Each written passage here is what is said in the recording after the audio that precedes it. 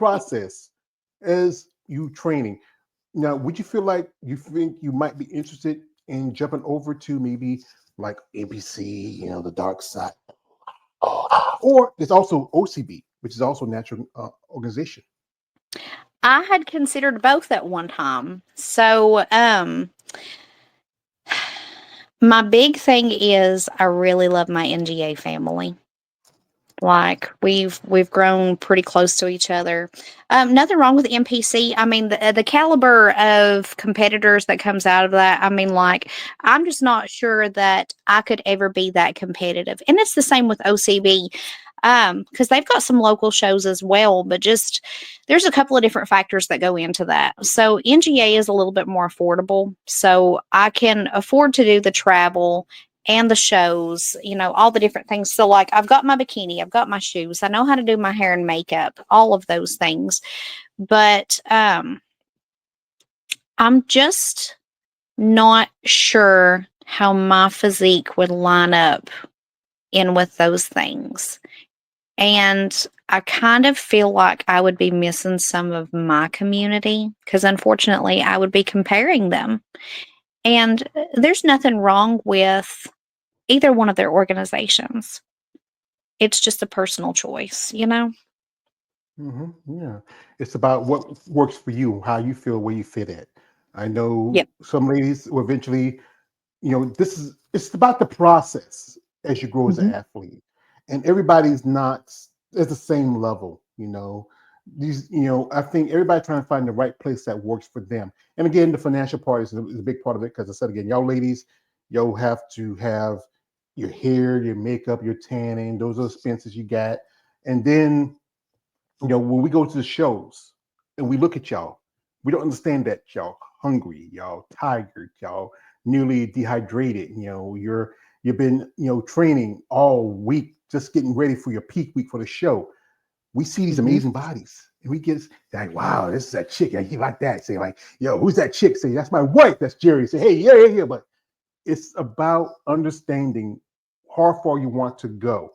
Now everybody's gonna do like everybody else, like do like use performance enhancers or whatever, but it's about finding something that works for you. Here, my man Kia, he says this. Yeah, George, you have to go somewhere else, meet other women, bro. Good God. Well, like, brother, I don't have time. I don't have time for that. I mean, it's expensive to have a woman. I can ask Jerry if he's there. It's expensive to have a woman. For real. It's easy just to be by myself. So, but like I said again, this is a sport that you really have to love when you get into it and understand the Mhm. factors like training. Like, what's the thing is you feel like is your best physical feature, especially when you're up down stage? I know it's going to sound really funny. I really like my shoulders.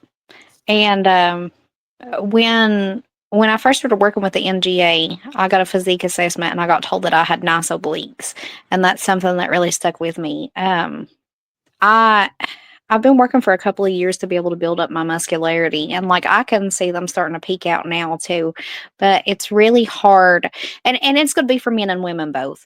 I got a little bit of like body dysmorphia now from it, just because like I see what can be, and I'm like, we just need to cut down just a little more and just a little more and just a little more. And you're never satisfied, which is a good thing, but it can also be like really detrimental. And I think that's the reason why we need to make sure to take regular breaks.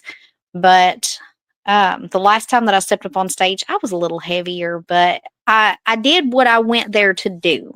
And that was the important part. But I noticed that my shoulders were popping real nice. And I'm like, I remember having a conversation with somebody about 4 years ago that I was like, I'm never going to grow out my shoulders. They're like it's the gun show, like, hey, look at these. You're like, yeah, come on. So, what's the training like? Like, what's like often as this? What's that thing you love the most when you're in the gym? That thing says, damn, I don't want to do this shit.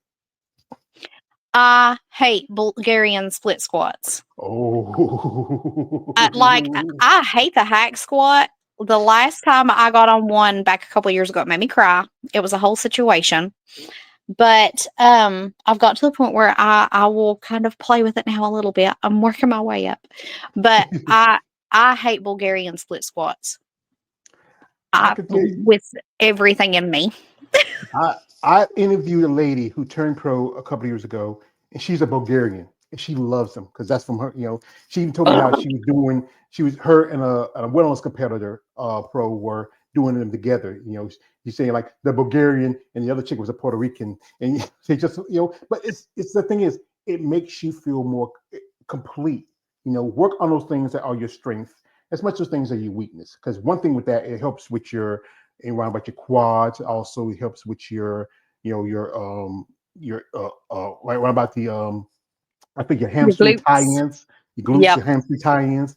It makes them look more put together. That's one thing you want to be complete. I have ladies tell me that their back is the thing they work on the most because, especially if you're doing figure or doing physique or any kind of division, you want that great back. It's gonna make or break how you do a show. Um, Here goes my man. He says this. He says, Bulgarian split squats, it's tough. Yeah. I wouldn't want to do them because I got bad knees. But, So yeah. that's my thing. I've noticed that, like, I guess just because, like, I haven't practiced them enough, I noticed that my knees buckle a lot whenever I'm doing them. And I'm not lifting that much weight when I'm doing it. It's just, it takes a lot of overall frame strength to be able to get the foundation down. And it's hard. Yeah, but like I said, that's the thing is you have to work on those things that's hard for you to make you a Yep. better athlete, make you overall. I know you love your doing your shoulders workouts, but you have to work on those Bulgarian squat squats and those hacks because you might want to improve. Like I know the judges, they're very like judges. The judges between different organizations, they have particular criteria. Like Yep. I talked about this on my channel where recently there was I mentioned how women's bodybuilding, women's physique in the IFB is kind of like almost the lines are getting blurred. Where if you look at someone like Natalia or look at someone like Sarah, look at someone like Andrea or any other ladies, yeah, they look like they're almost similar in some ways. And that's the thing is, if you can bring and work on those certain things where which it fits within the criteria of what division you're in, then you wouldn't be too much of a mess up. I saw a lady, I'm not sure what division she was in initially, but she had a lot of good muscle mass. And it was either about a year or two, and she built for a women's physique. And at first, everybody was like, she can't do it. Like, she's just too large and she doesn't have this symmetry. Well, I'll be daggone. She went and showed out either last weekend or she's going to show this weekend. And she made it happen. I mean, that's the whole reason why we call it bodybuilding. She may not have had it a year or two ago, but she made it happen. Yeah, it's not like someone said. It's not bodybuilding. It's not body much as bodybuilding, but body breaking. And there's a new division that's coming up now in the NBC IFB. It's called Fitball. Excuse me. How?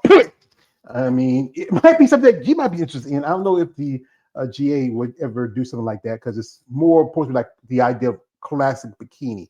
Here we got a It's comment from my man KL. He says, "This says Natasha, do you stretch or work on your flexibility?" I have to stretch every time I go in to work out now. Like I'm getting older. I notice things locking up. I have arthritis.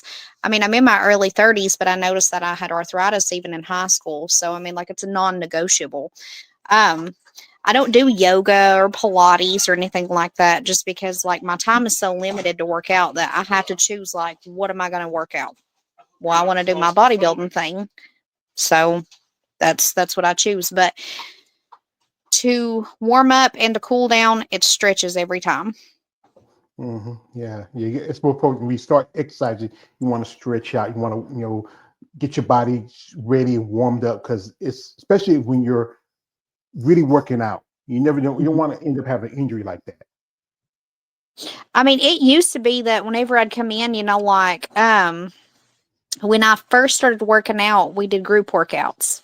And yeah, I've come a long way. I didn't, you don't know what you don't know. But, if you missed your workout time, that's it. You got to run. You got to hurry up and get to your station.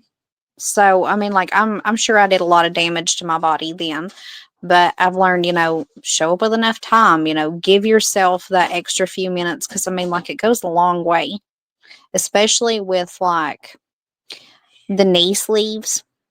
I need to get a new set. I haven't worked with them in a while. I can tell, like my knees pop and crack now. My shoulders, they're starting to kind of lock up a little bit. you're just in your early 30s. I'm 50 and I'm already, like I said, I worked most of my life.